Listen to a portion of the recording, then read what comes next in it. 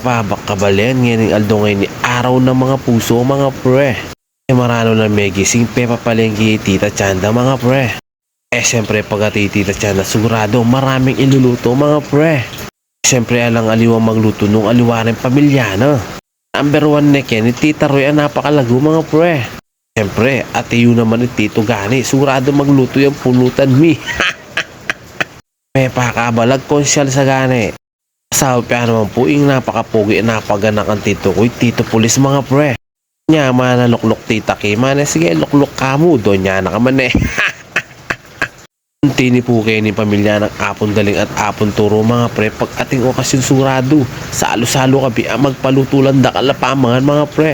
Na po magluto ya pong kari-kari itita Roy ang napakalago. Tay Tito Kim kinalayang aliwang gano alit turo-turo ya mo mga pre. Busy na dugon dito gani magluto yung pulutan may mga pre baka kami ano man yaman minom. Ganeng mansing kaya ka nga dyan dito gani alaya pang 9 months. Wala kay dugo nga papansin talagang liluklok niya Tito Kim sinaw mga pre. Po tayo sumapin atin niya kasi iluto yung mga pre manyaman niya naman magluto Tito Kim. Kuya na po kanyaman ng kare-karen liluto ng Tita Roy mga pre yari na po. O yan po sunod niya po magluto ing napakalagong Tita Kim may mga pre. Nyaman niya na magluto ini lalo niluluto na ngayon anak kanyaman mga pre seafood.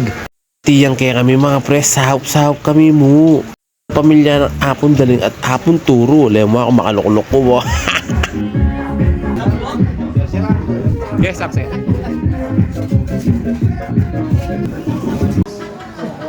O, dahil nga abay kayo.